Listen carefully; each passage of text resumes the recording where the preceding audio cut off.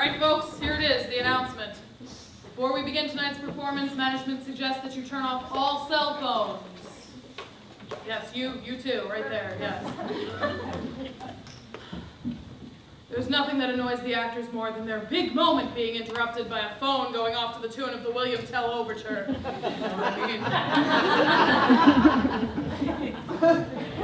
Unless it's candy wrappers. If you feel the need to suck on anything during tonight's performance, please unwrap it now. God knows we don't want to annoy the actors. As for refreshments, a selection of refreshments are available in the lobby, and if you absolutely need a caffeine boost, a selection of coffees will be made available in between acts. And when the patron returns your change in pennies, don't think of it as being ripped off. Think of it as your contribution to a vibrant arts community. As for the restrooms, you will find, in keeping with theatrical tradition, that the women's restrooms in this theater are completely inadequate. This tradition finds its roots in antiquity, where all characters were played by men, rendering women's bathrooms completely unnecessary. To our female ticket holders who find themselves standing in agonizingly long lines just for the pleasure of relieving themselves, management suggests you take it up to the breaks.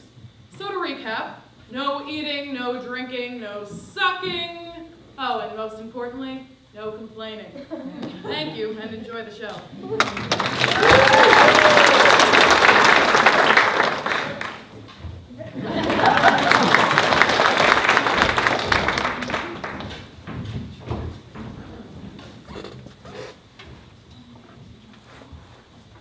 You know you've been in theater too long, if your living room sofa spends more time on stage than you do.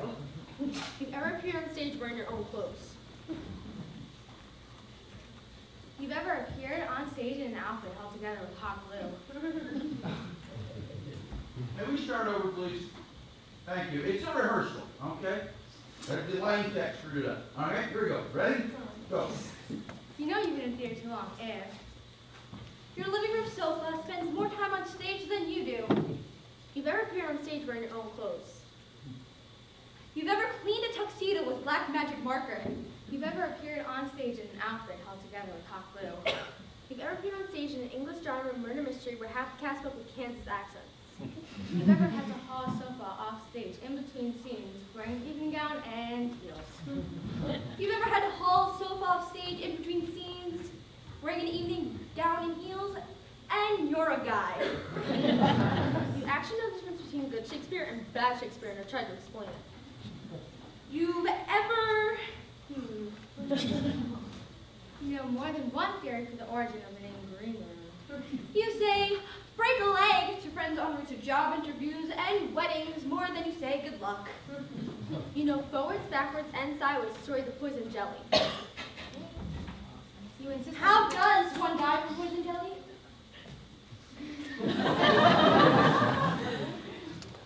You insist on spelling theater with an R-E, not an E-R.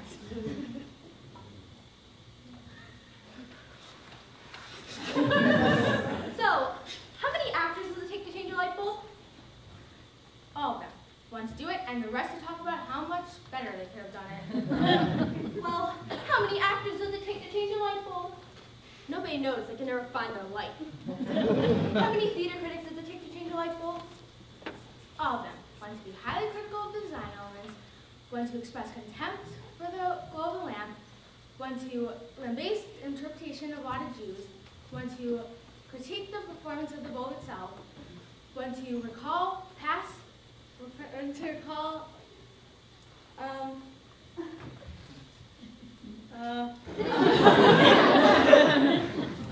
yeah. How many playwrights does it take to change a light bulb? I don't know. Do you?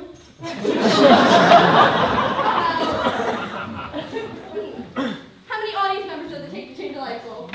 3. One to do it, one to have to cry while it's being done, and one to say loudly, Rose, look, he's changing a light bulb! Well, again, how many actors does it take to change a light bulb? None. Doesn't the stage manager do that? Well, how many stage managers does it take to change a light bulb? It's on my list. It's on my list. How many stage hands does it take to change a light bulb? 1. Once he puts down the donut and coffee. Hey! And finally, how many lighting techs done.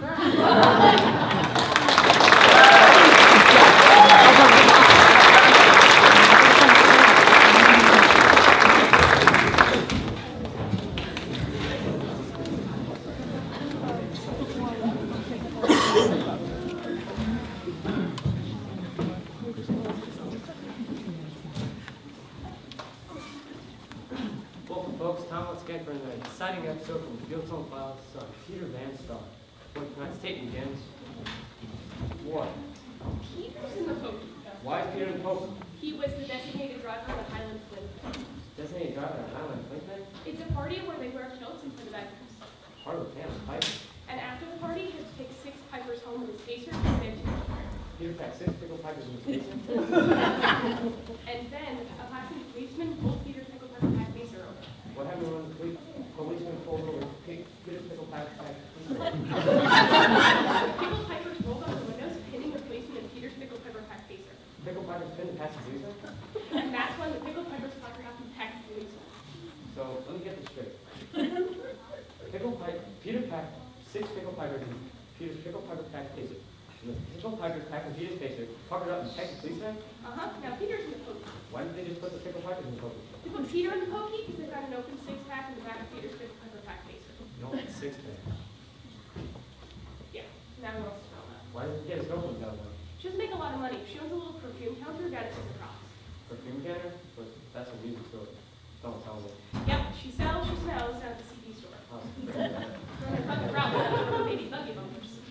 Well, folks, looks like we're missing our star tonight. No pun intended. Peter was put in the pokey for having an open 6-pack in the back of Peter's pickle pepper pack case. Stop that. Excuse me, folks, we'll be back in a few minutes. So, when headed to jail and how much is bail? What?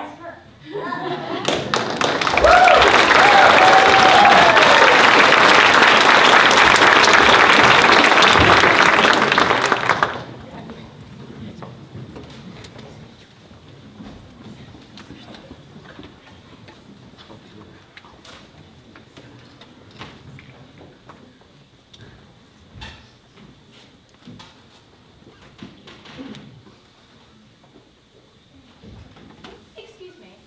Yes. We've met before. I don't think so. Looks so familiar.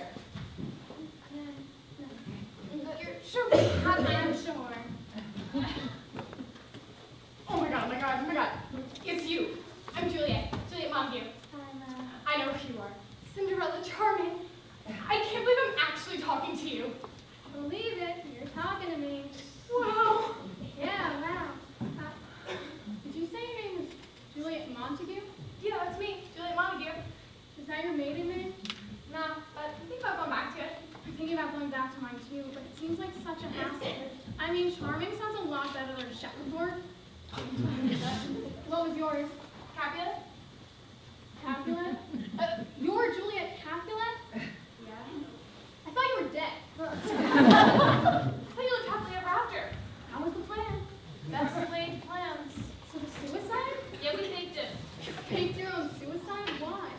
The only way to get away from all that craziness. You know, his parents, my parents, the whole Capulet Montague thing. So I gather it didn't work out between you and Romeo, I mean. Otherwise, you wouldn't be here. Oh yeah, no.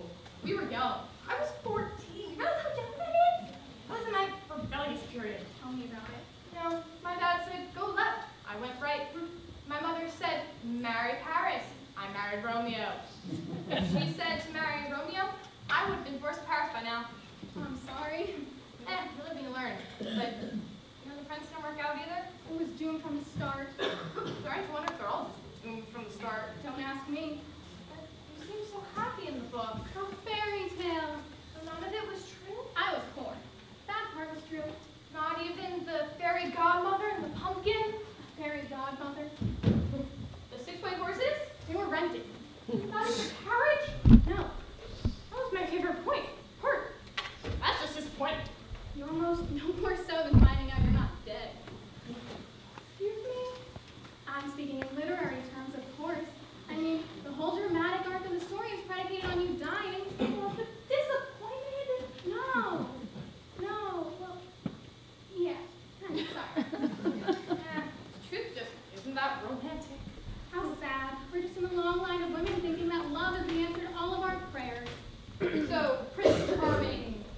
that charming. Sorry to hear that. It was my own fault.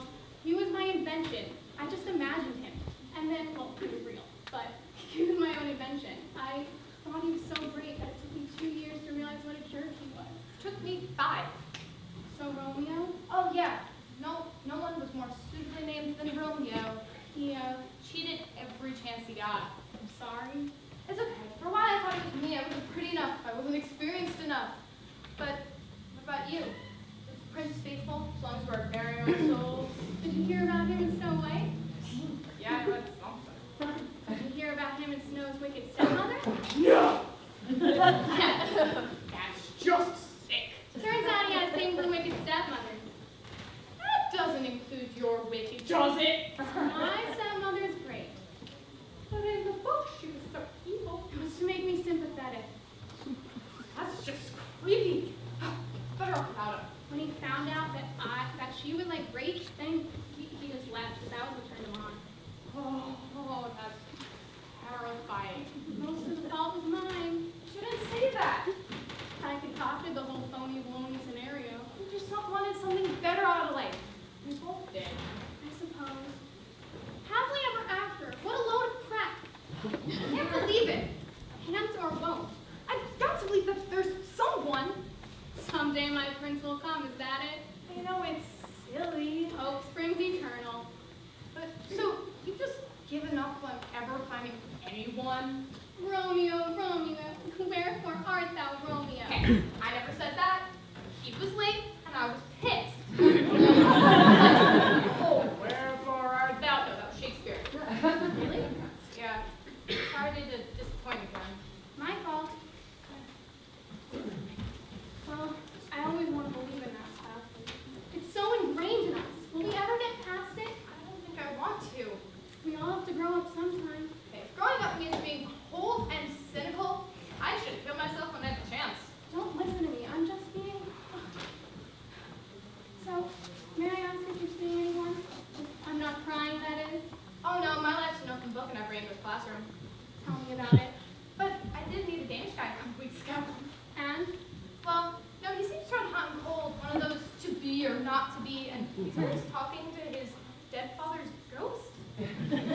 Well, I know the, Okay, that's weird. See anyone? No. I did okay in the settlement, so I'm not a princess anymore, but who is? Oh, look, it's my time to go. It's nice to meet you. It was nice to meet you, Juliet. Oh, please, call me Julie. Cindy. Nice to meet you. Good luck with the Danish guy. Parting is such sweet sorrow. Please don't. Sorry, poor habit.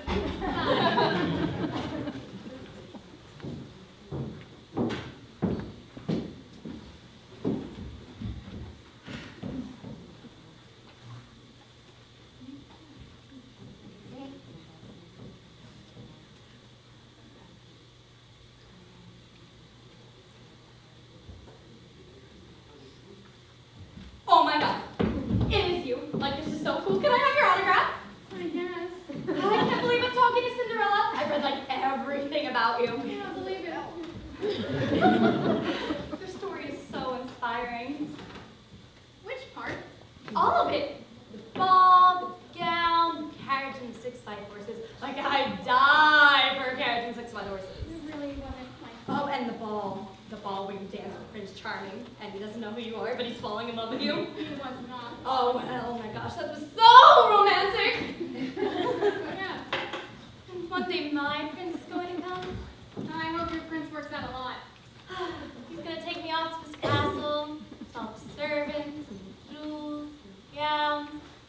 Oh, and we'll live happily ever after. Of course. Yeah. That'll happen. Are you here to see the therapist? No, I'm here to pick up a friend. Okay, well, my therapist is great. His name is Dr. Peterson. I'll give you his card. He specializes in disappointment. You should make an appointment.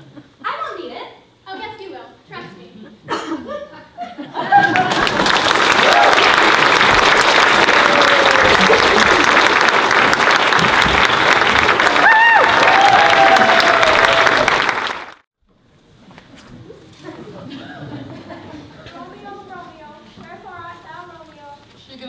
all day.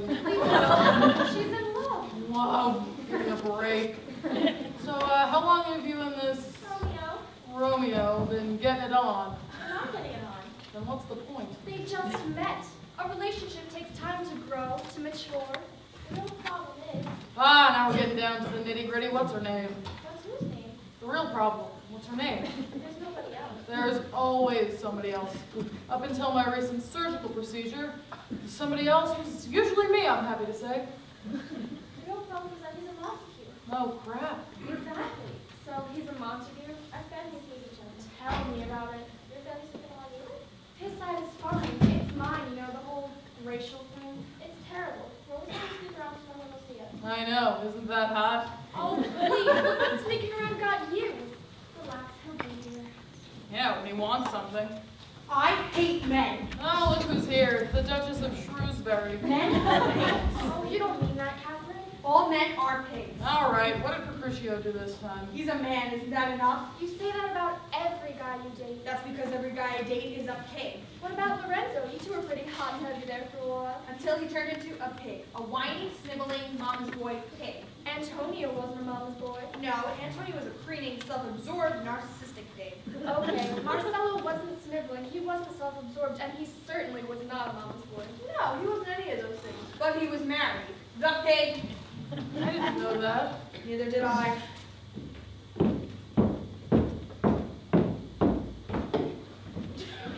Excuse me. Yes? Straw would be nice.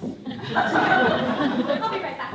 A flagon of salad blood for you, Miss Catherine? A double espresso. Coming up. Maybe you should consider cutting back on the caffeine, Miss Catherine. If he doesn't show up soon, I swear I'll never talk to him again. What's her problem? Her young man didn't show up. Count your blessings. That's what I tried to tell her. A girl after my own heart. High five. Sorry. What am I going to do? For one thing, you're gonna stop mooning around over this. What's his name? Romeo. Romeo? You're kidding. What's your name? The world's my onion favorite smells sweet. Who told you that? He did. Before or after he came on to you. Behave yourself. You want this Romeo of yours taken seriously? Yes, with all my heart. Then tell him to take a hike. Excuse me? Tell him to get lost. Tell him to take a long walk off a shore pier. That doesn't make any sense. Don't listen to her.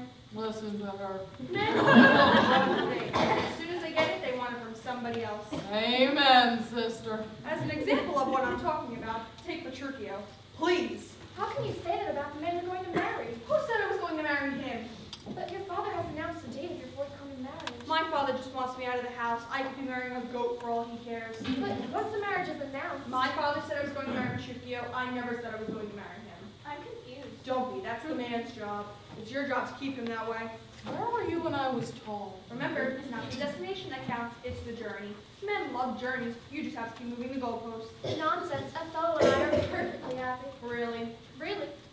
What have you heard? She hasn't heard anything because there's nothing to hear. What have you heard? Well, I don't want to gossip. Gossip is when it's behind somebody's back. She's sitting right there, so spill.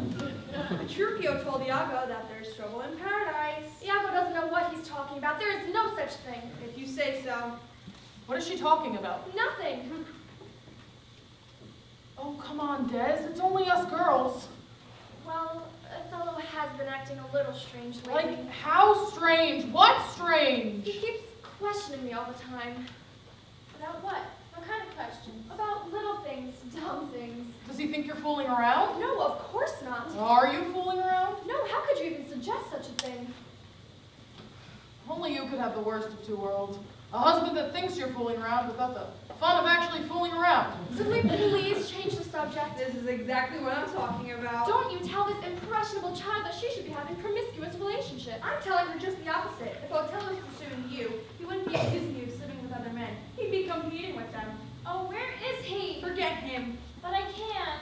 Listen to me. There's plenty of fish in the sea. Look at you. You're young. You're pretty. You've got to let him know that as far as you're concerned, it's raining men. So won't he lose interest? Au contraire, my dear. Au contraire. That's when he'll become interested. Really, really interested. It's called competition. Starting a relationship on false pretenses can only end in disaster. False, true. They're all pretenses and they all end in disaster.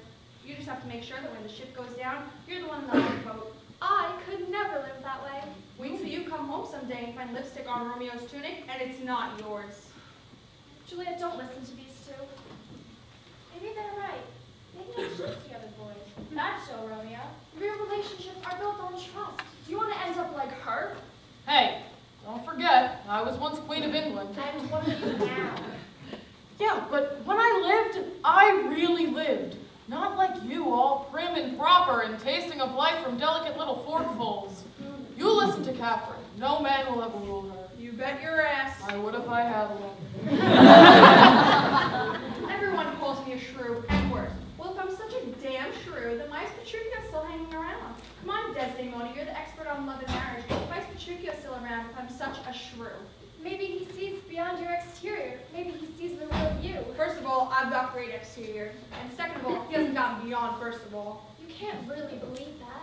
As soon as he gets his hands on this exterior, he's going to be looking around to find any other exterior and posterior he can. If you have such a low opinion of Petruchio, then why do you care if he stays around or doesn't stay around? That's my business. You love him. Don't be ridiculous. You love him. Kate loves Petruchio. You love him? It's unimportant. How can you say that love is unimportant? Love is a weakness, especially in a woman. It makes you vulnerable, and I will never be vulnerable again. But you'll also never know true happiness. If it means I'll never have to walk in any man's shadow, it's a trade-off that I will gladly make. I don't think I could do that.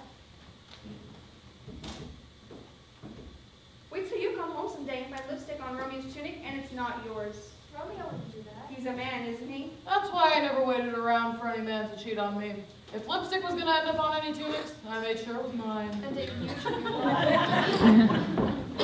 This came for you. It's from him. What does it say? It says, my bounty is as boundless as the sea. My love is deep. The more I give to thee, the more I have. We both are infinite. Isn't he wonderful? He wants to see me. He wants to see you. Let him make the trip. And make it long and arduous. You don't want to see him. You're making a big mistake. No, you're not. If I were you, I wouldn't put all my eggs in Romeo's basket. If you were her, you'd still have eggs to put in the basket. Oh, Dad, I have to go. Then go. Thank you. That's so sweet, so I shall think about it till tomorrow. Yeah, whatever. Good luck.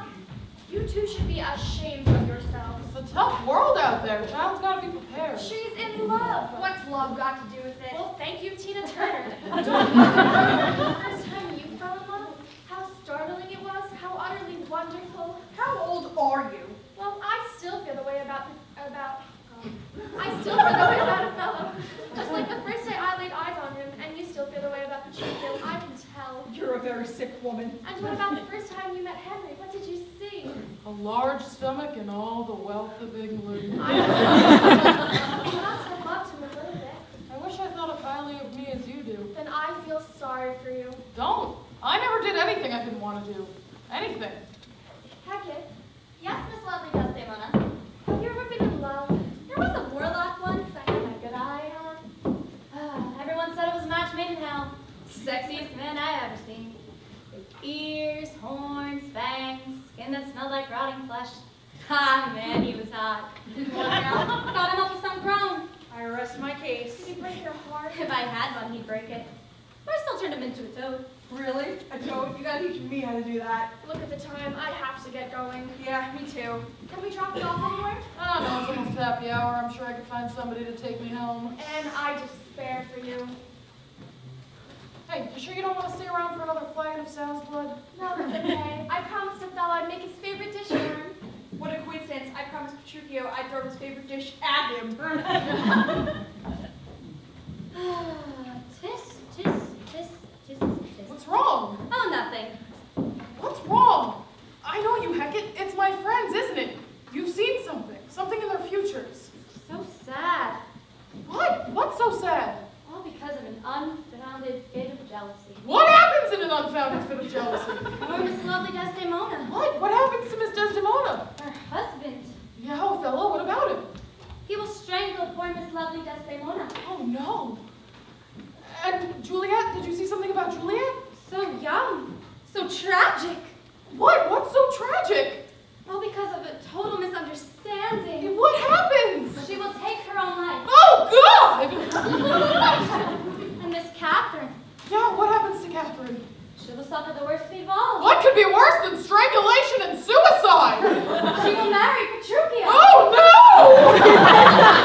She'll wash his clothes. Oh, the horror! She'll clean his house. The infamy!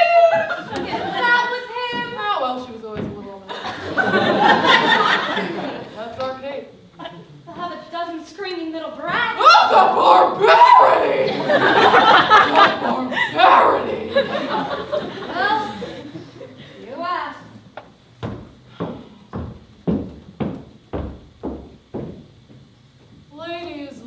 Ladies, I hope you've been paying close attention. There's a cautionary lesson to be learned from the fates suffered by lovely Desdemona, dear Juliet, and outspoken Catherine. Men are wonderful diversions, and oftentimes they're even necessary. But take it from someone who's been there. Never, ever lose your head over one.